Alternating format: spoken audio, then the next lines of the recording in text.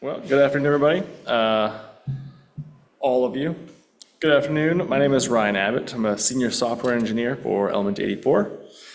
And today, alongside my colleague Mark Reese, we'll be going through some current and emerging spatial search technologies.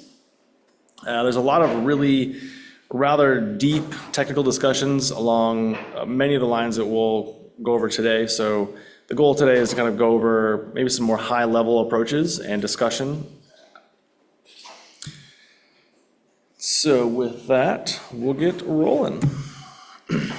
So one of the problems that everybody, including myself as an engineer, are currently working towards is the scaling spatial search for earth science. We've heard this discussion many times in talks today and even in the last 5-10 years about the sheer amount of data that we already have or that are in our possession, and then of course the scale of data going forward. We do see some user access patterns shifting as well, and this is going to kind of continue to be the case as new technology like AI continues to evolve. And what we're seeing from that is not only are the volumes changing, the types of data changing, but also the way that we're searching. So bounding boxes, which are a more common pattern historically, we're seeing much less of, and instead being replaced by more complex polygons and irregular regions. So today I want to go through kind of three steps, three different high-level categories here. So we're going to go through what we have today. That's not actually stack as in stack catalogs, that's missing a K. But current technologies, and then a couple of emerging spatial search tools that are going to be supplementing the current stacks, and then looking forward a little bit into what the future holds and using some of these new technologies. So for today, we have a number of different ways that we can search spatial data.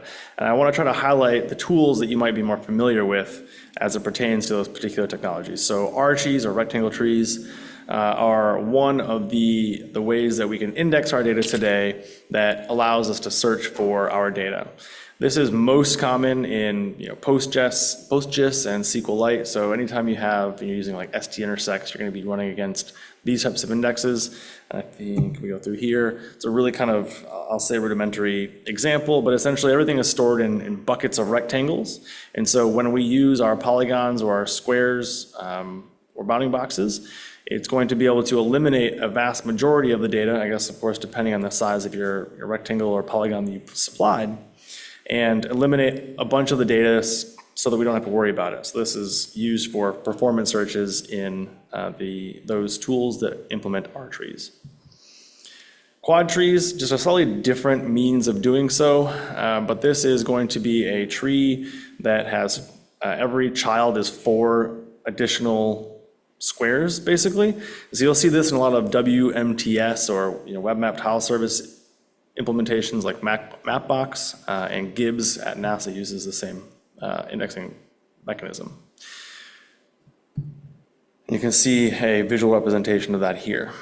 So the dots being pieces of data, and then we can find those pieces of data based on how our squares align with our provided polygons. And then lastly, for the current indexing mechanisms, we have KDB. This is a combination of B trees and K-dimensional trees.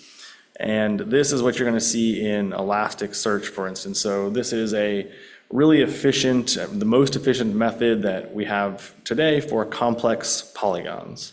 So the more polygons or the more points you want to be supporting in your objects, better suited you'll be for using KDB trees. And again, a visual representation for those interested. So what is it about these technologies and these indexes that have worked for so long that are now becoming the kind of sore spot? These tools deliver fast results today, but they struggle continually with complex queries, especially at massive scale. So it's really the combination of those two things, the complexity of the queries, and then of course the scale. So R trees, these are slow at large scale, and then quad trees we're going to skip that. It's mostly for vector databases. And then the BKD trees are costly to rebuild for frequently updated data, which we do quite often in our satellite images, for instance. This is information that's coming in, sometimes NRT, but hourly, daily, weekly. So updating that information is very expensive. And that's just not good for complex polygons. And so these indexes were designed for simple bounding boxes and time ranges, but not for the axis patterns that we'll get to in a moment, that is introducing these more complex polygons. And so the shift that we're seeing in these axis patterns is one that is really presenting a number of different challenges. I was just in a talk a moment ago where we can cater to a particular axis pattern and solve that axis pattern by using unique approaches to combinations of the things that we just discussed. But the reality is that axis patterns, it's uncommon that any particular application or approach is tailored for a single axis pattern. So our interfaces, our mapping technologies, our front-end applications have to be flexible so they can support many different axis patterns, which means that we have to start to think about ways that we can use more than one of these technologies in combination with another to ensure that we can actually allow the users to do what they want to do.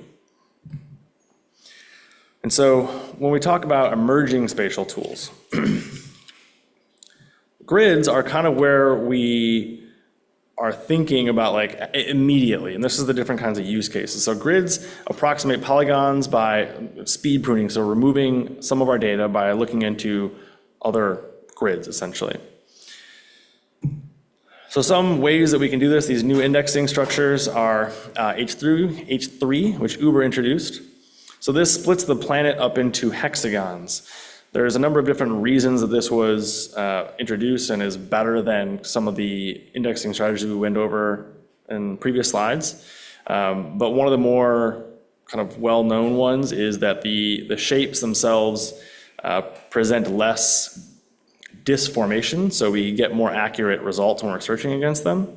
But it's also difficult because the size of the polygons and therefore the buckets, the size of the buckets the information goes in, you have to determine a best level for that. There's 16 different layers here, and so you have to choose the best one to implement, and that's going to be based on the information you have. And so if your information is changing, that's going to be a challenge. S2 from Google is a similar type of thing. They've just done it in a slightly different way with cubes, so they can use smaller cubes for more accurate representations, but this is used in BigQuery if you're a fan of that tool. And then geohashing, again, similar. Geohashing is one of the main fallbacks of geohash is just I'll say the inaccuracy, but ultimately the way that it's represented on the globe is not very precise. So this is what is used in Elasticsearch today and implementations like Redis as well.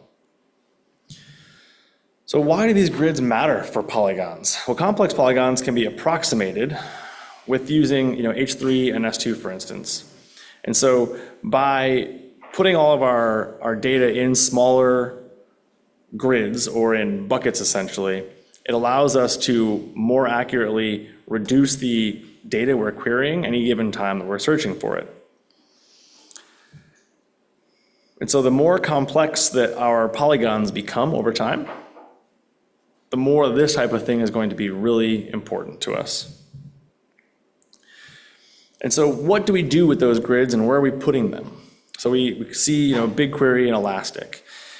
We can also utilize these things in newer file formats that offer us, even as engineers, I'll say access patterns into the data. So this is a way that we can present the information to users using different file formats. So again, a number of talks you'll hear throughout the week are discussing, say ZAR and cloud native file formats. I want to talk in this particular instance about GeoParquet. So Parquet is a columnar data format, which is particularly well suited for the type of information that we're querying because of its ability to house millions and millions of granules in a single file. But we still have to be smart about the way we index these files. And so by using something like H3 or something like S2, we're able to essentially bucket this information more intelligently so that our searches are more performant. However, we still run into some similar issues with access patterns because it's going to be something, do we index it by time? Do we index it by something like a spatial indexing? And then of course, even choosing spatial indexing, you can choose to do so by creating a GeoParquet file for each one of your, say, hexagons in the H3 implementation, or by using a column in your Parquet files that's already indexed by something else. That's all going to change based on the access patterns. However, GeoParquet can live in something like EBS or EFS as well as S3. And so now these files being kind of static will serve us really well from a performance and a cost perspective. Just went through that. So there are trade-offs though. So this file format is great and it has all kinds of really great benefits. However, updating these files is very expensive. And this is something that we see across many of our current implementations as well. So if we're looking at Elastic, for instance, we have to continually re-index that as new data comes in. And so we have satellites orbiting the Earth. These things are giving us new information. Again, sometimes NRT, these are real-time data, up to even monthly. But updating these files is very expensive, just from a performance perspective, not financially. So it works best for immutable and infrequently updated data. That doesn't mean that it's not feasible to use it for updated data or updating data. It's just not best for. So we have this hot dynamic data. It still benefits from the use of R trees and these KDB trees. And so we need to utilize those things. So GeoParquet is best when paired with global grids, essentially for cold and large data sets that we can tailor and, again, kind of assign to a use case or an access pattern. So given that we have introduced new indexing structures or indexing mechanisms, and we have new file formats, where do we even go from here? Just gonna ask Clippy. Yeah, we're not gonna be able to do much from him. He's not gonna help that much.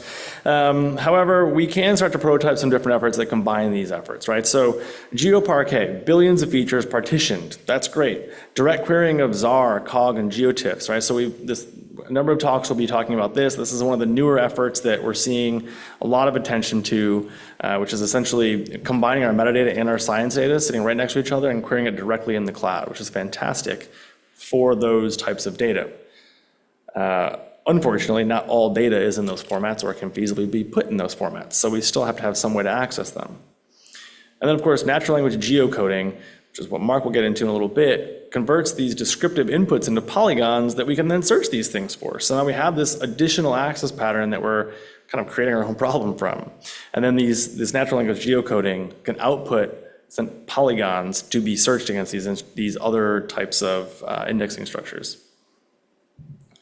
So why does this matter? Well, next generation spatial search, it's more than just fast indexes. We're not going to solve our problems by solving any individual problem and assuming that the other ones will fall in place. Querying the data directly, GeoParquet and ZAR, or GeoParquet via something like DuckDB, ZAR and COG along that metadata is going to be super crucial. However, not the only thing. Using global grids to efficiently handle complex and irregular polygons is going to work to our benefit. And of course, natural language will lower the barrier for non-GIS users, but the idea is that it increases efficiency for GIS users. So these are access patterns that we want to support. So it is my opinion that the future of spatial search is not solving any one of these things. And so again, we'll spend the week understanding how individual use cases and access patterns are going to solve a particular need. But the realization is that we need to combine many of the things that we do today with the discussions that we're having this week to define what the future of search is. So hybrid systems blending multiple techniques are going to be the ones that dominate the future for us. We are going to need R trees and BKD for all the hot dynamic data that we need. This is the real-time data. We're going to need to figure out a way to eventually index this data. Because, sure, ZAR is going to work for us, but even ZAR, we have to figure out how to split up these large collections depending on access patterns. And the low cost of using those things is very beneficial, but not if you have to write it 6 different ways to accommodate different access patterns. Natural language geocoding is going to make systems accessible, I'll say, to most or to many more users, right? So these access patterns that are making things more difficult are also putting the data and the efforts that we all work on every day in the hands of people that otherwise wouldn't have been able to use it. Combining all these efforts, I think, is what's going to unlock the cost, speed, scale, and usability improvements as our data sets and the number of queries to the data sets continue to grow. So with that, I'm going to throw it over to Mark to go through a little bit more detail of what the future of the spatial search looks like. So Mark, appreciate it. Thank you. I guess for now, actually, sorry, Mark, 1 second. If there's any questions in the room or on chat, I can take those now specific to these. We have plenty of time.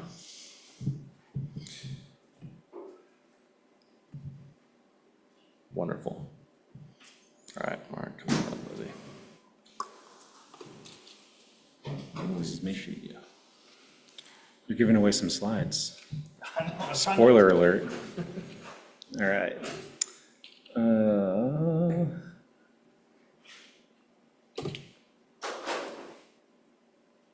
Think we're good? All right, cool.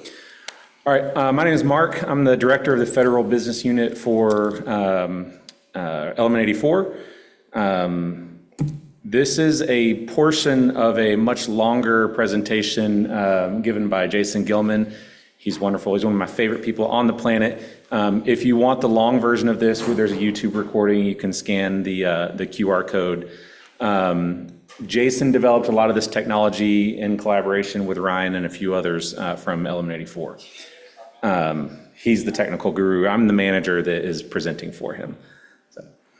All right, so Element 84 has a long and rich history in the geospatial domain. I think we're now 16 years old, but our people were doing geospatial before we were a company. So in 2005, this was some problems that we were facing, users were facing really. Finding data, acquiring data, and using the data were kind of problem areas, which is a problem because that's kind of like the main purpose of all this. Fortunately, we solved all of those problems. ESIP doesn't need to exist, right? Not really. So in 2025, those are really still the same problems that we're seeing. Users are having a hard time finding data, acquiring data, and using the data. In particular with the spatial search, like it has a role in that problem.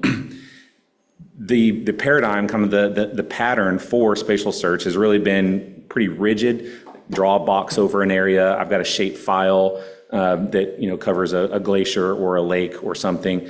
But if you needed to get outside of that at all, you have to go recreate a shape file, modify it, and then an hour later, maybe you can then upload that. Maybe it's valid. Maybe it has way too many points, and so the systems that receive that file take forever. Ryan talked about that, some of the performance issues at scale. Like, spatial has not really been solved at scale yet.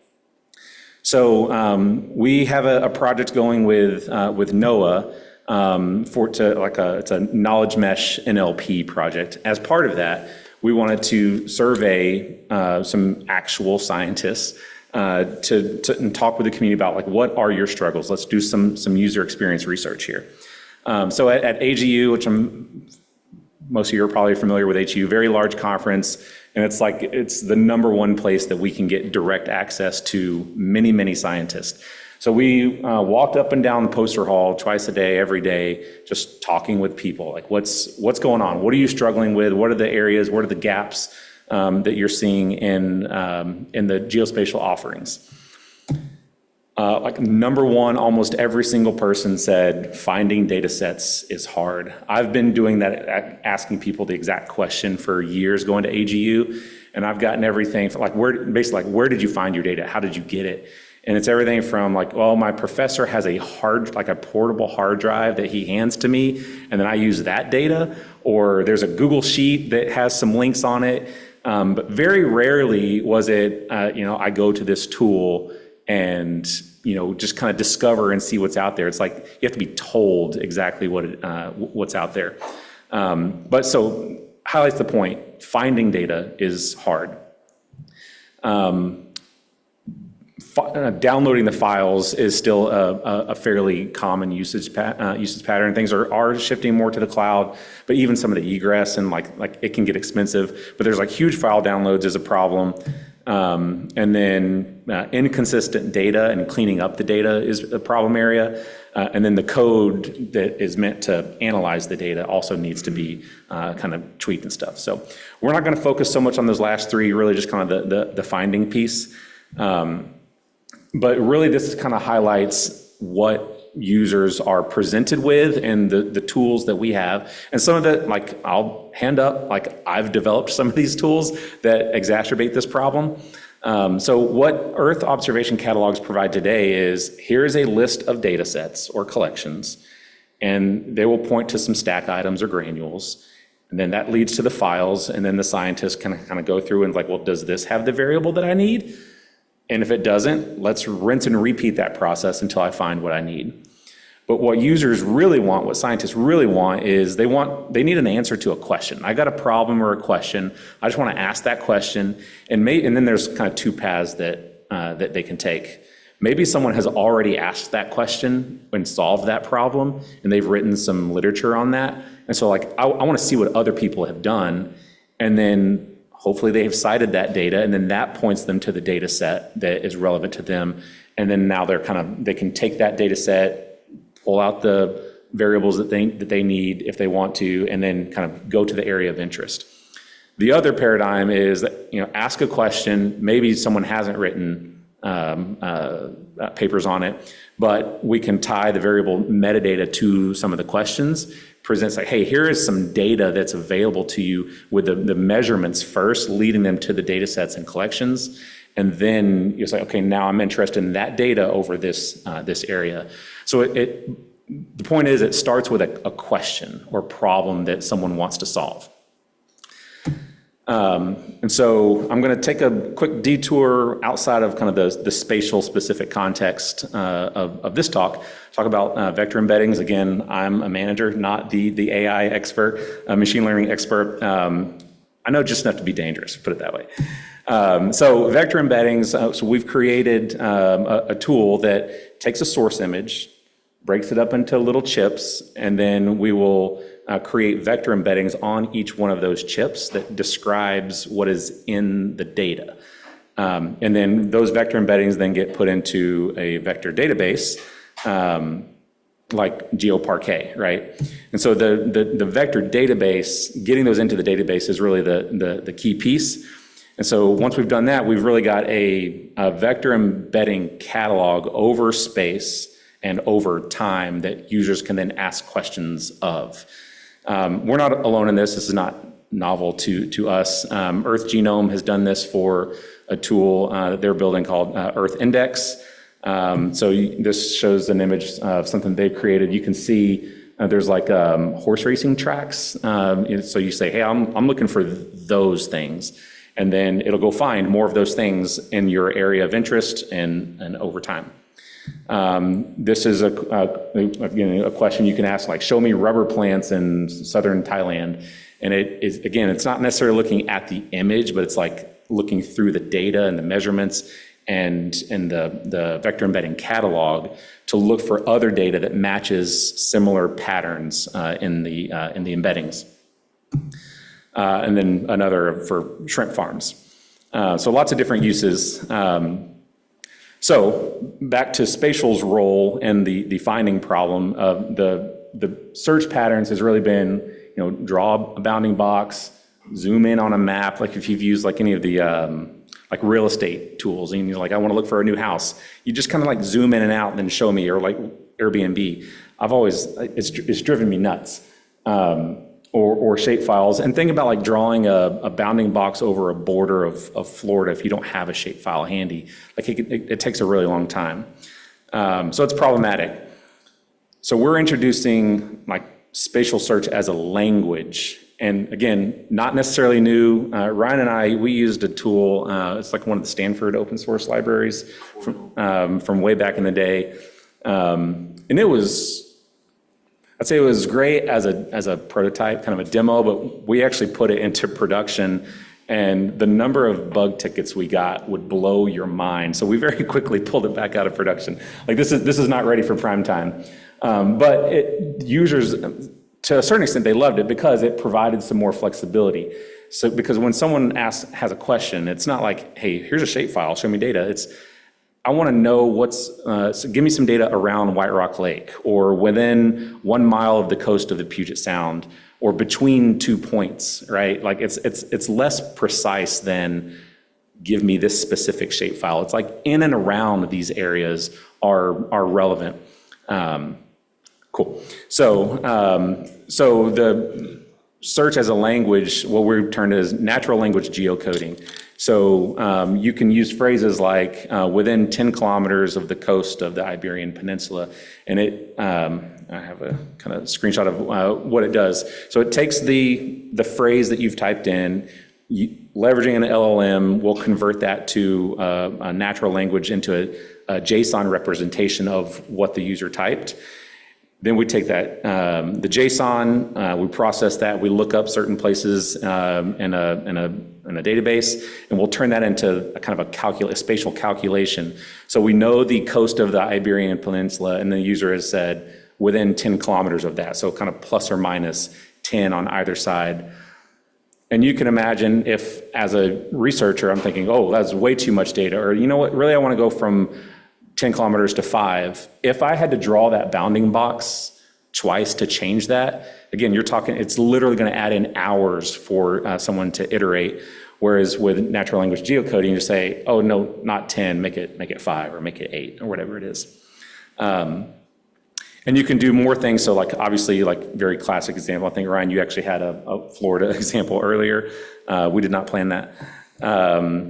This is another example of a coastline, but it's really small. I don't think you can see it. But it's like within 2 kilometers of the coast of Maui, west of a town that I can't pronounce, right? So like you can be very precise with the language, and it will understand and turn that into a spatial search.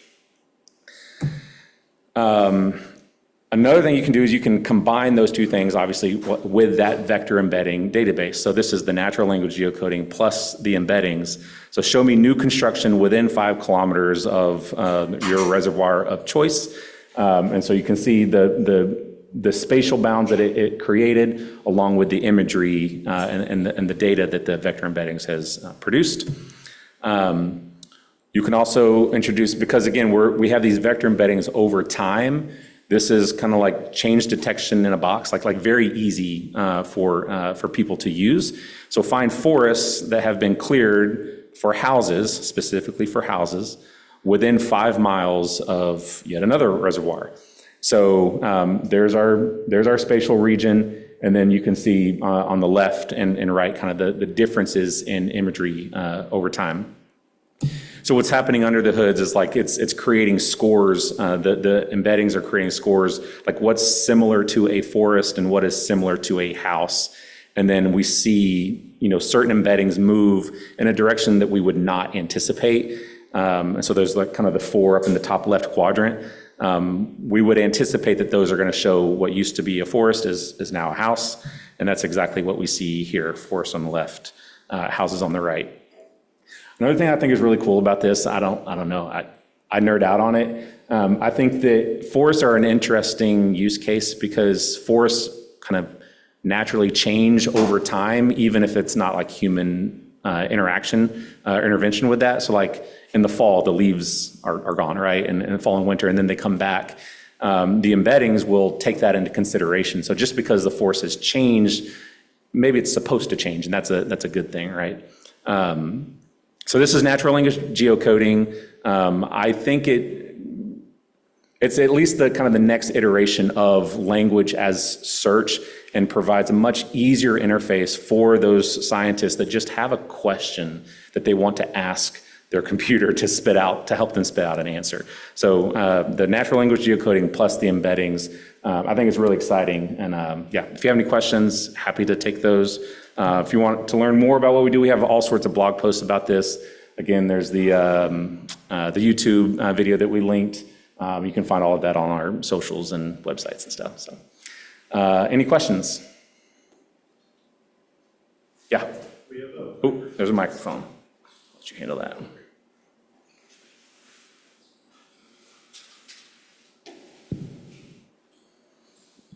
Yes, I had a question about sort of the tiling. with like Earth Genome, it seems like they're doing some sort of like kind of shingled, like it's like there's a lot of overlap with for the vector embeddings. Is that something your system is doing as well? I mean, because depending on how you kind of break things up, for change detection or object detection or whatever, those embeddings could change, I suppose. I mean, is that something you've observed or any comments on that? Yeah, Ryan might know that more than I. I'm not aware of, I think what you're asking is, like, if we've broken up into two chips, it might be that the piece that you're interested in might cover two chips? Is that like what you're asking? in Earth Genome, I've noticed that when you're doing sort of like their train, just within their tool, right, they kind of have overlapping selectable, I guess those are the underlying chips they're using, I'm not actually sure. Yeah. But yes, that is exactly correct. Yeah, I'm thinking you should watch the full video for sure. So we didn't actually do the training. So we use like the foundation models, and I'm imagining that that's where that would happen, is in the foundation models, yeah. So it's going to depend upon the model and how it's trained, yeah.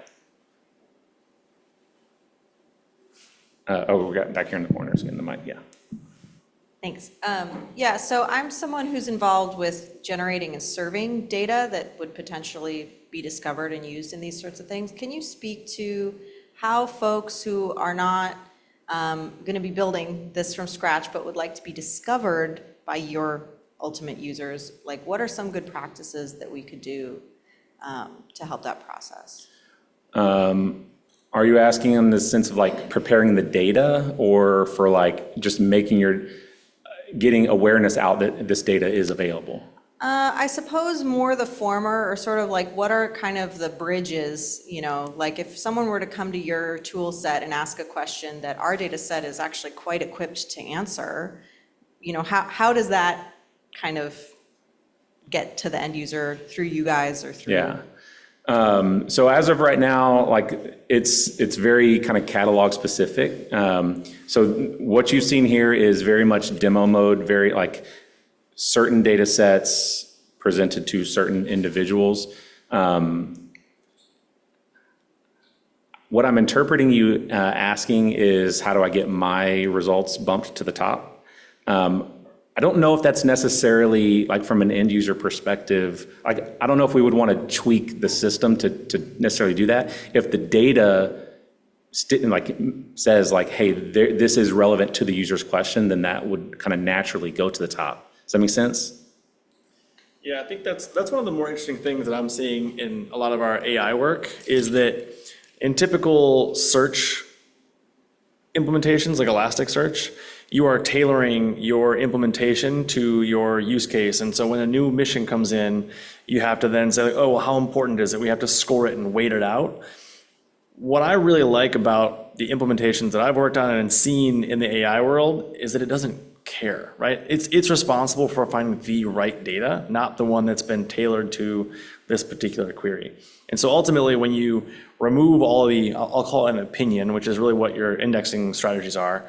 If you remove the opinions and leave it just to matrix algebra, there is no sense in like cheating. I guess if you found out what the underlying embeddings were being generated from, if it was text embeddings, you could of course tailor your descriptions just like you could today. However, I think that the math will choose, and it is typically going to be correct, regardless of how much you might game the responses. And I think that's actually one of the things that, so I have another session on Thursday, if you wanted to come to that one, we get into a little bit more details of the AI implementations and search results. And we talk about a very particular product that does these things. And what I love about it is that there's so much changing about the interfaces that we use that kind of rely on that, right? So you're talking about like, oh, facets and how can I get these things to work? And like AI doesn't need those things. It doesn't care. It's just kind of interesting.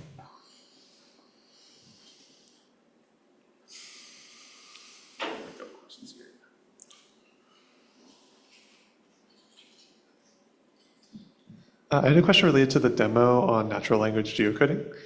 For a fair amount of those queries, it seemed like especially if the user was specifying like a search geometry, a lot of that is coming from fairly traditional, like, I think the term would be like a geographic predicate of just like a buffer or like a line between these 2 points. And you're converting like it seems like you're converting natural language into a set of specific enumerated like geographic operations based off like the JSON representation you showed. If that is the case, then why not just let the user specify what exact predicate they want and let the natural language part go into finding like what feature on Earth or what like vector embeddings they're looking for. To me, that seems like it would make it a fair amount easier to interact with as a user. I'm not sure I understand. Can you give me an example of a user? Like for example, instead of having to type out in a query, a 5-kilometer buffer around this lake, find me forest that converted to houses, like all is one sentence. Just say, I want to find forest that converted to houses, and then like say buffer within, like as like a separate like option. Yeah, I mean, I suppose you could. I suppose you could. Yeah. Okay. Yeah.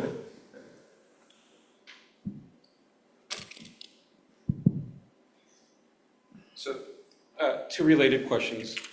So one of the persistent challenges with natural language geography is disambiguation. So Peru, Vermont, Right. Peru the country.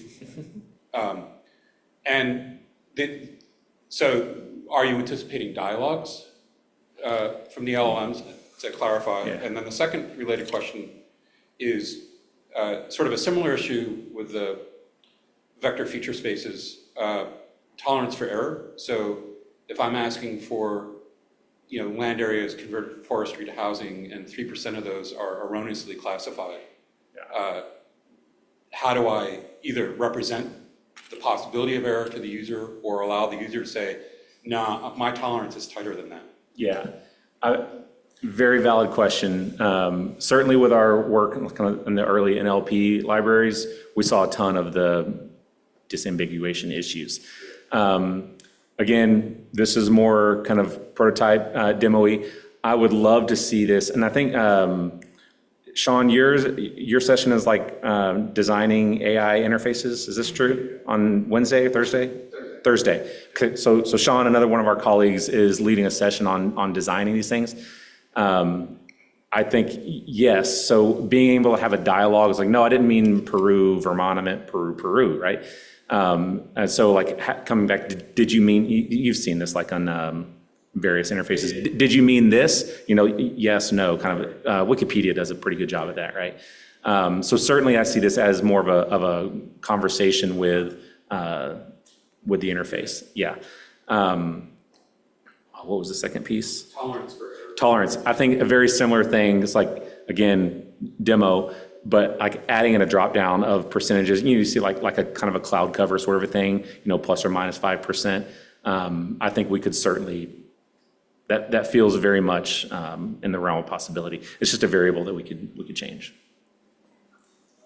Yeah, I think to add to that a little bit, I think one of the things I love about this is, instead of tweaking our indexing strategies for returning particular pieces of data, like we were talking about earlier, now you're tweaking those types of things where it's like you're truly getting to the underlying data instead of trying to find the new mission or whatever it is. So it's entirely possible that we can change that threshold given the search context and search query itself, right? How? Ultimately, if we're searching for something that we know is really, or maybe we know has to be a tighter tolerance, we can adjust that on the fly and we can use our LLMs to determine those values.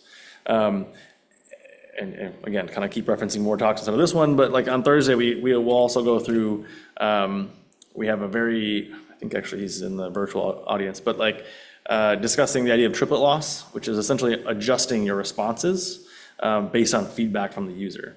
And so you can adjust your queries mathematically, again, not cheating the system, but this is just something that you can retrain your model kind of on the fly with user-given feedback, which is another means of accomplishing that.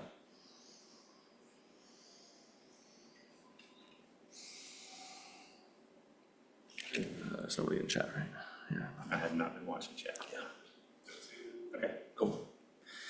All right, well, if there's no questions, I'm happy to just like hang out and chat about anything even related, maybe a little bit more deep dive if anybody wants to do so.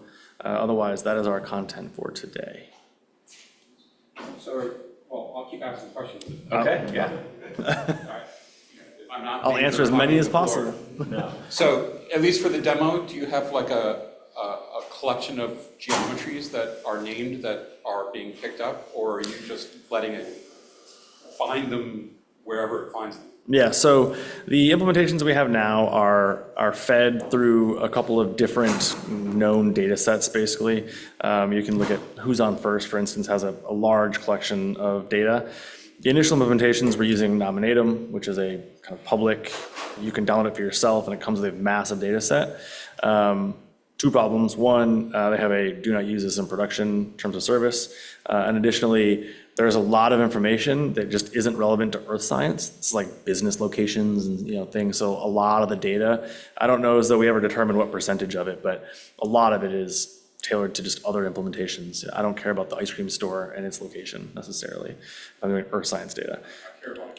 Yeah, for a totally different reason. Sure. So we've changed that whole implementation. The back end is not using Nominative anymore, and so now we're able to. It's an open source library, you can find it on GitHub, and the tool itself has an importer, and it will show you how to import those tools and however you want to. What's the repo? It's not up here. It's on LM84's public GitHub repository, natural language geocoding. Natural-language geocoding.